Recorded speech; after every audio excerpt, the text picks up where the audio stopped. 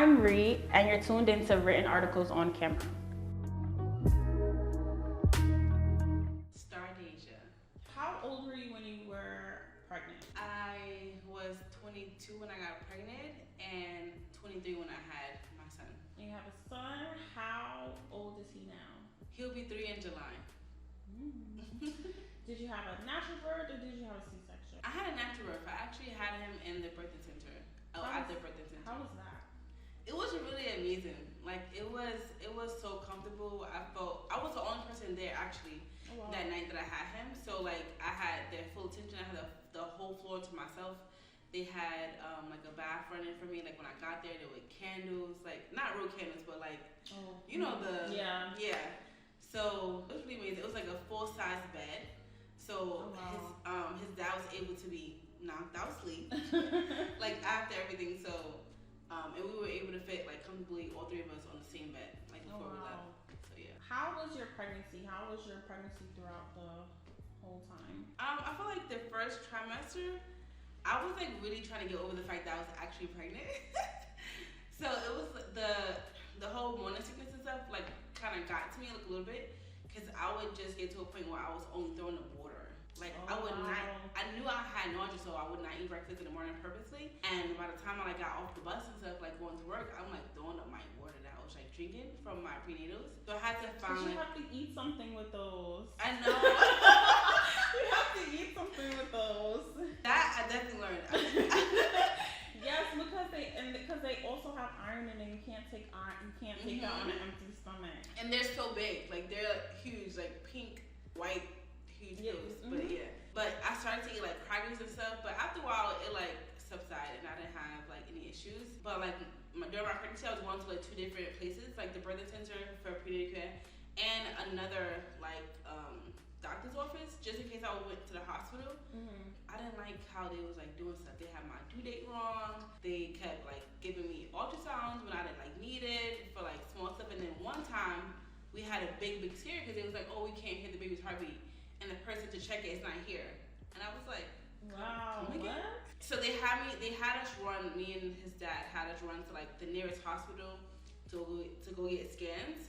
But when we got there, they were so nasty to us. It was like, oh, you guys are coming from the doctor's office. You didn't make an appointment. There's no one available to like do that. It's not an emergency. But like it is an emergency because we can't hear or see his heartbeat. Like, and I was like really far along to where like that would have been scary. Yeah, that would have been. Thank God everything was fine. Like they finally sat us down. We had to get crazy with them, but they finally like had like check me or whatever and check the baby. He was fine. But after that, I was like, I'm not having my kid at no hospital. I'm like, I went straight to the like full term to like the birthing center, and they gave me correct due date. Like the day they gave me was actually the day I gave birth. And then I also had a doula. I think that's what made it even better because they couldn't take me until I was 6 centimeters. So I had to go through all of that labor at home, but thank God she was there to help me and to like tell Noah's dad what to do. Cause like he went and got me food and like soup and stuff. She ran me a bath. She like massaged my back and like that made it a huge difference. Like, cause I could not have done it. I could not have went through all that without her being there. Cause then we had to drive all the way back to the birthing center. But when I got there, I was like 6 centimeters and then they just took me and I was like so relieved. So did you originally want to do it at a birthing center? I did because his dad had a previous experience where he had a stillborn and I didn't want that to happen again. I wanted to like make him feel like comfortable and secure. He still wanted to go to a hospital, but I was like, let me tell you, the birthing center is way safer, way more like secure. So we did everything that we were supposed to do to get to birthing center. Like I didn't have any complications, and they made sure that we took like an actual birthing class, such a thing. We had to like get certified in like a birthing class, and we did all the things to like make sure we were like good and set in stone. We got the doula. She was free actually. Oh wow! I didn't even have to pay her nothing. Or I did pay her like a donation because she would not take any money from me, and I'm like, girl, take this, please. Wow. Yeah. How'd you go about the doula? Like, how did you get the? Well, the birthing center actually gave me resources. They gave me like a bunch of links. So I looked into a bunch of programs for like doulas that were offering their services for free. They knew I was like, just use my insurance. I was like, I can't pay out of pocket for no doula. Yeah. So they really accommodated me. Like they gave me like everything I need to know. Even down to like the birthing class we'll actually to go to. So yeah, it was the birthing center in Brooklyn.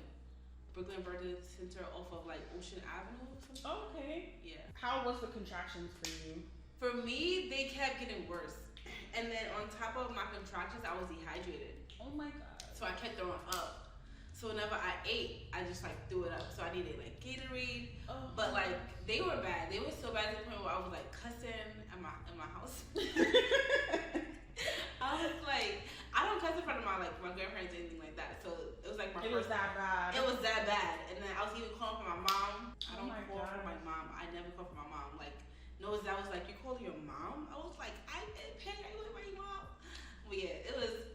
And then having to drive to Brooklyn from Queens on the belt. So I had this like bag in my hand just in case I threw up. But I was in the front seat and like my grandfather was like right here. So the bag flying in his face and I'm like trying to smack it and like he's driving. So he's like, what? This bag in my face and she's screaming. So like every contraction I'm like banging on the window. Oh my god. It was bad. His dad is in the back asleep. Waking up Not sleep. Sleep. Waking up every time I'm banging the window. I'm like, get this baby out of me right now. Let's get off this boat right now. I was like, you can have the baby in the car, like something. But then my doula she was like trying to calm me down. She's like, it's okay, you're doing so great. I'm like, yeah. now. The pain got so bad. I was just like, nah, I can't do this. And then my grandma was like, oh, take her to the hospital. I gave my doula one look, like it's not an option. And then she was like, yeah, she's not going to the hospital. Let's just pray that she is 6 centimeters by the time we get to Brooklyn. And I was actually, so. I wish I got that far. I was just like, oh my gosh, you just stopped.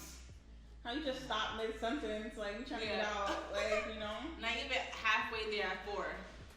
Wow. Yeah. So you really had to get checked in at 6? Like, that's a lot. Yeah. I had to get checked in at 6. And it's crazy because it happened so fast. Like, we got there around like 9:30, and he was born at 10:01. Oh, wow. So it didn't even like last that long. Like, my doula recorded me pushing for like 10 minutes. And then like after that, like it was over. And then I had to be, because it was COVID, so I had to be home 4 in the morning that same night. So I couldn't even we couldn't even like sleep or stay. I had to like get out of there. So baby was born at the birthing center. Mm-hmm. How was the first 3 months? Okay, the first 3 months were, I would say from like July to August, his dad was there like every day. He would like come to the house every day, and it would just be like a team effort thing. After that, it was like spotty whenever he would come. I went back to work like, I can't remember, maybe like that 4th month. But those first 3 months, it was like a lot. Like with nights I was alone, and he would just be like screaming, crying. I'm like, what is wrong with you? What is this? Your pamper? Are you hungry? Like, what is it? And then I was breastfeeding him, but my milk didn't come in until the 4th day. Yeah, like the 4th day. So before that, I had to like feed him formula, and it like made me so mad because I'm like, I don't want to feed him this crap. Like, you know what I mean? But we were skin to skin one night, like for almost a whole night. In the middle of the night, it just started like pouring, and I was like, I got milk.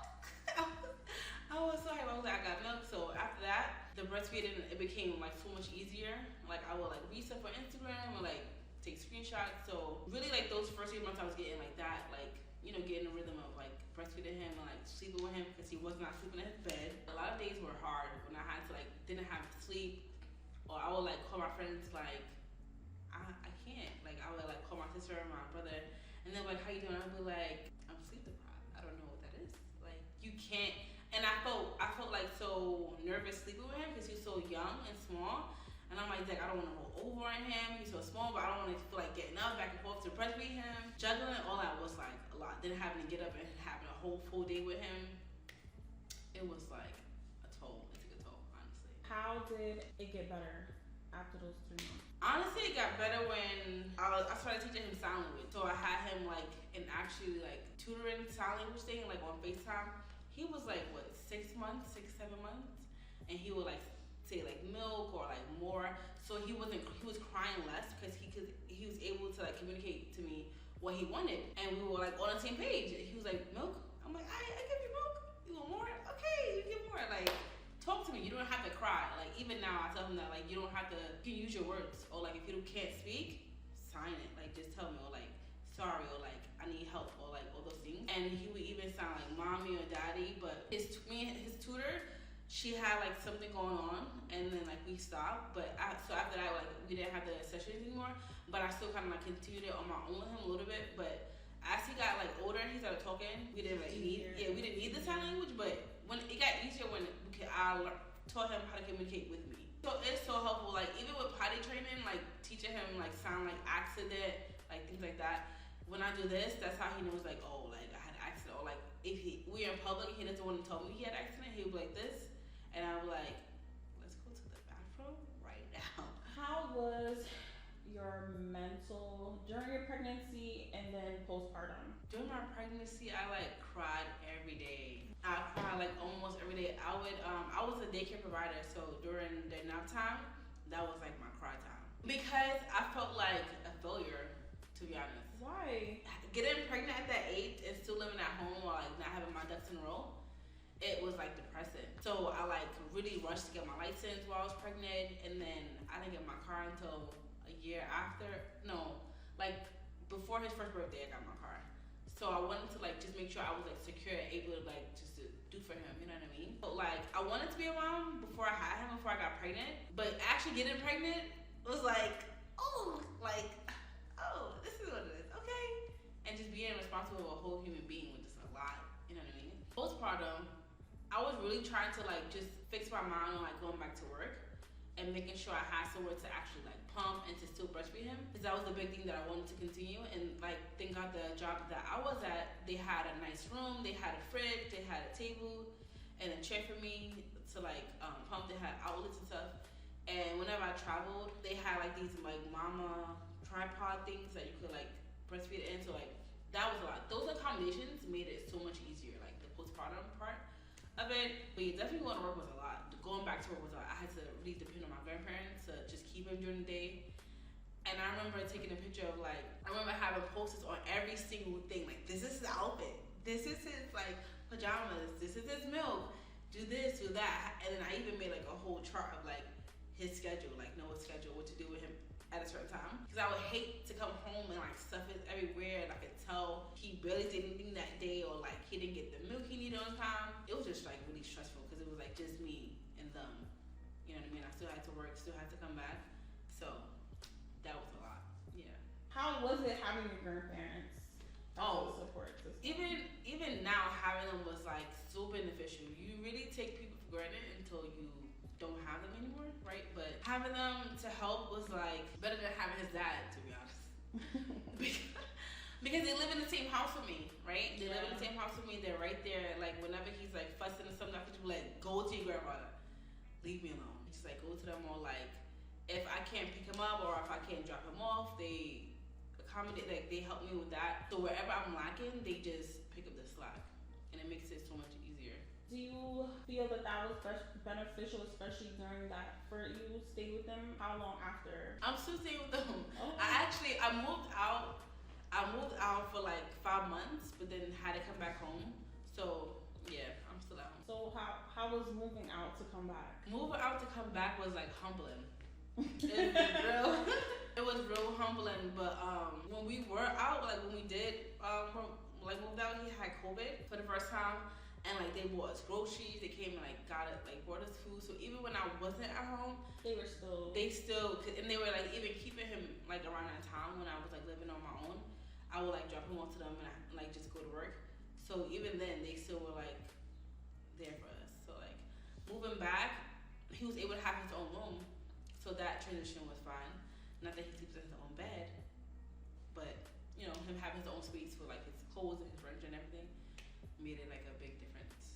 Yeah. How is it now? He's supposed to be 3, right? Mhm. How has it been the first 3 years? How has it progressed? Time just flies. Like I look at him like, are you about to be 3? Like really? Like his vocabulary is getting so much better. But I feel like because I work such long hours, and then sometimes I tutor, I feel like we don't have the relationship that I want us to have until like the summertime, and I have like that 1 or 2 months with him.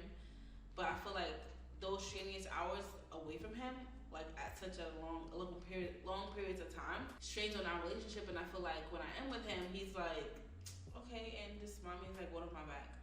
But he be wanting like his grandfather more, or like his dad more. He be at home like, oh, I want to go home, and I'm like, Noah, we are home.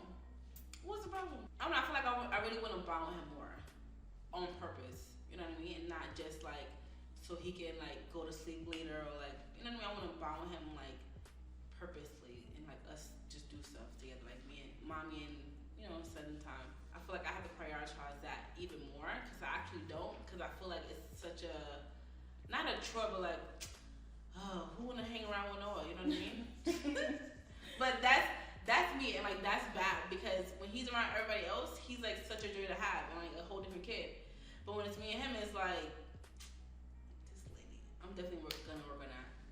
So it's just like, you're up all day, you want to go to sleep, you're tired, you're drained, you got this to do, you want to clean, but he wants to play. So it's like you have to balance all that out, and it's hard. Yeah. It's hard to balance. How has that been? It's been really hard to balance. It has been hard to balance because I was telling somebody this other day. I was like, I can't be mom and dad. Like his dad is in his life, but he's not there with us like 24/7. Like if we go to church, he's not there. So it's like when I say stuff to him like, oh, I'm gonna call your dad, or I'm gonna call your father. People around me like laugh and they're like, oh, that's your scapegoat. But it's like I can't be mom and dad. I can't be soft and stern. I can't discipline him and nurture him in the same breath because he gonna take me for a joke. You know what I mean? I'm like, what? Like, I feel like that's where we came in. That's where we're at now. And I feel like people keep talking about like another kid or like having another baby. And I'm just like, I'm not having no more kids with anyone who is not like marrying me or like we're not married, because it's like I can't do that on my own. Like the whole pregnancy on my own, the whole like you not being in a household, you not being fully invested 100%. No, I'm not doing that again. Because that balance comes from having mom and dad, and like I wash dishes and you make him the food. I wash his clothes, you pack his bag. Like I just do that. I can't be doing everything and still have like, you know what I'm saying, a sane face or like a sane attitude for him, so we could like, you know what I mean? I agree. It's a lot. You can't carry the bags in him too, basically. And that's what I've been doing. Carrying my bag, his bag in the morning, him get into the car. My grandma be like, I don't know, I watch you every morning go to your car, and I just don't know how you do it. I do it all the time. Like I'll have his stroller, like we'll go for a walk, I'll have the stroller, his book bag, him. Yeah. I'm glad he can walk down the steps. Like right now, like you're about to walk, because ain't nobody carry you with all this stuff, like trying to get out the car, then close the door, and you gotta lock it. It's a lot. Yeah. And it's like this lady was like, yo, you're really like you're doing it. She's like, you doing it, because it's hard. You're just like, yo, I gotta carry this, and the baby too. Like yo, and yourself at the end of the day, because like when everything's said and done, it's like, did I eat? Did I drink water today? Oh my gosh. How many hours of sleep am I running on? Like, what? What is your advice to your younger self? If you want to be a mom so bad, just wait. No, for real. Like, that's my advice. Just wait until the time is right. Wait until you find not the perfect man, but the man that will choose you, commit to you 110% to you and your family, and have a plan for you both, and not just time being. Like, and then you also have to like think through things. Like things could be so like regular. You could like be like, oh yeah, I'm gonna do X, Y, and Z and make a decision right now, but think through it years from now, like 5 years from now, 3 years from now, months from now. How is that one decision gonna affect you and everything you do? Because when that time comes, you're not gonna have time to fumble and to figure things out. You're gonna have to just make a move and keep pushing. So think through things, choose the right person, and just wait. What is your advice to those who want to do a natural birth and a birthing center? Want to do a natural birth and a birthing center? Get to the birthing center early on, like in the beginning of your pregnancy. Don't wait towards the end, because if you wait towards the end, they probably won't take you.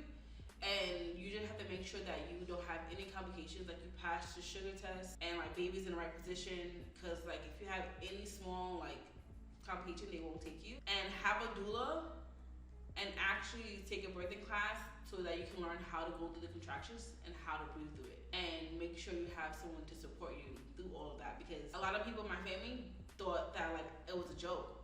Oh, she gonna do it without no meds? Yeah, okay.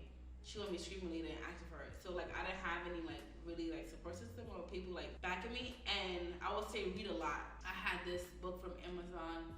about like natural birth position, what was happening every week that the baby was like growing, or like to me, to the baby, and just like natural remedies to like help you during labor. Like I can't remember the name, but there's a massage that you should do before you give birth so that you won't tear, like with coconut oil. And Freedom Mom has like